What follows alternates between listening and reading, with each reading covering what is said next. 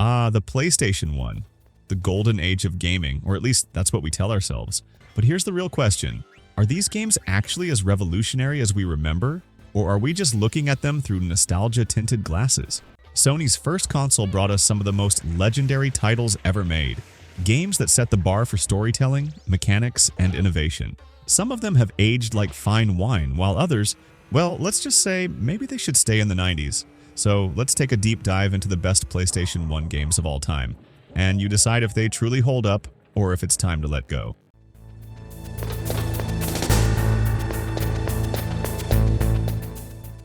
Hideo Kojima didn't just make a game, he made a cinematic masterpiece. Before Metal Gear Solid, stealth games were simple, repetitive, and often frustrating.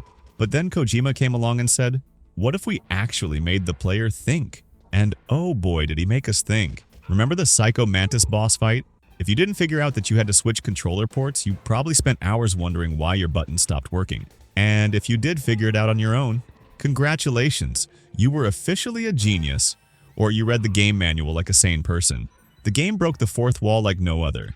It had a gripping political thriller storyline, tactical gameplay, and voice acting that put Hollywood films to shame. So, let's be real. Do modern stealth games even come close to MGS? Or have we just been playing the same Ubisoft formula for years? 9.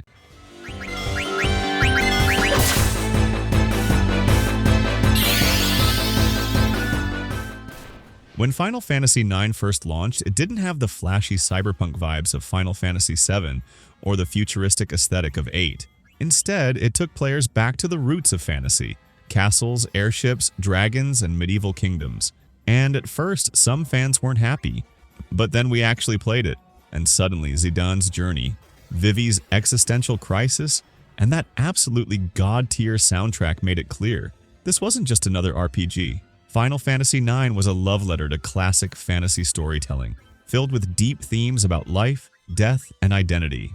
And somehow, despite being over 2 decades old, it still holds up better than most modern RPGs. But here's the real question. Is Final Fantasy IX truly the best Final Fantasy? Or are we just suckers for nostalgia?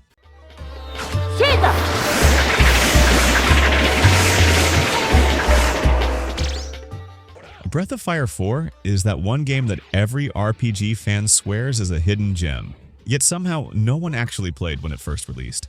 It had gorgeous 2D sprite animations, a unique battle system, and an emotionally charged story filled with war, destiny, and dragons. And then there was Fu Lu.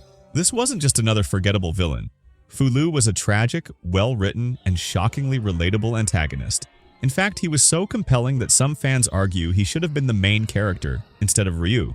So, the real question, did Breath of Fire 4 deserve the RPG Hall of Fame? Or is it just another hidden gem that's only remembered because no one played it?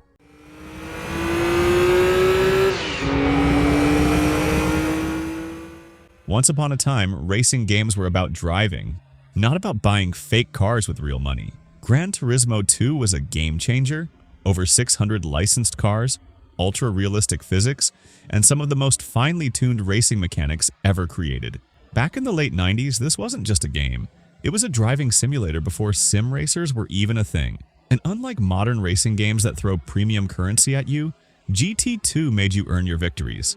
You had to master every curve, every drift, every braking point to dominate. Fast forward to today, microtransactions, car packs, and subscription services just to access extra content. What happened?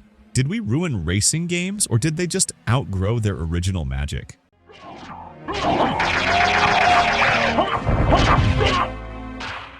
Remember when Metroidvania wasn't even a genre? Castlevania Symphony of the Night didn't just redefine 2D action-adventure games. It became the blueprint for an entire generation of developers. Non-linear exploration, RPG elements, stunning gothic art, and that unforgettable soundtrack. This game had it all. And let's not forget Alucard, the smoothest, coolest vampire protagonist gaming has ever seen. No offense to Dracula, but his son definitely stole the spotlight. But here's the thing, if Symphony of the Night dropped today as an indie game, would it still be hailed as a masterpiece, or would people just call it another Metroidvania? Yes! Sony saw what Squaresoft was doing with Final Fantasy and said, "We want in." The result? The Legend of Dragoon. Cinematic cutscenes, a unique turn-based combat system with precise button timing mechanics, and the epic transformation into Dragoon Warriors. This was an RPG unlike any other. And yet, Sony never gave it a sequel.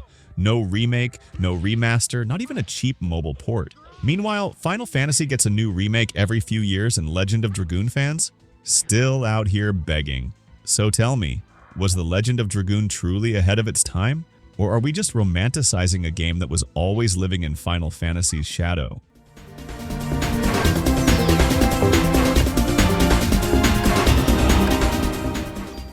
Before Square Enix was drowning in endless Kingdom Hearts spin-offs, they made something different. Parasite Eve wasn't just an RPG, it was an action horror RPG combining real-time combat with survival horror tension.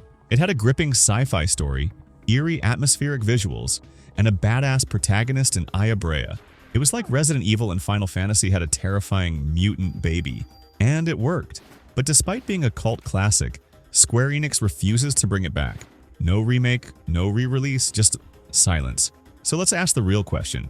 Was Parasite Eve too unique for its own good, or did it just get buried under the weight of bigger franchises?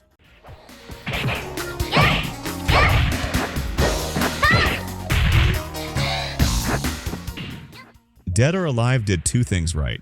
One, it had one of the smoothest, most strategic counter systems in fighting game history, and two, it also knew exactly what kind of audience it was targeting. Let's not pretend we don't know what really made Dead or Alive famous. The physics may have been, exaggerated, but underneath that, the game was actually a brilliantly designed fighter. Fast, fluid, and focused on skill rather than button mashing, it stood out in an era dominated by Tekken and Street Fighter. But let's be honest, if Dead or Alive didn't have its extra features, would it have been half as successful? Some games tell stories. Soul Reaver told legends. With its brutal world, gothic atmosphere, and one of the most complex revenge stories ever put in a game, this was one storytelling at its peak. Raziel wasn't your average hero. He was betrayed, abandoned, and left to die, only to come back as an undead wraith, hungry for vengeance. And thanks to the game's unique shifting between material and spectral realms, it created gameplay mechanics that felt truly ahead of their time. And yet, just like The Legend of Dragoon, Soul Reaver was abandoned. Sure, it had sequels, but where's the remake? Where's the re-release? Is it because the gaming industry doesn't believe in single-player, story-driven dark fantasy anymore?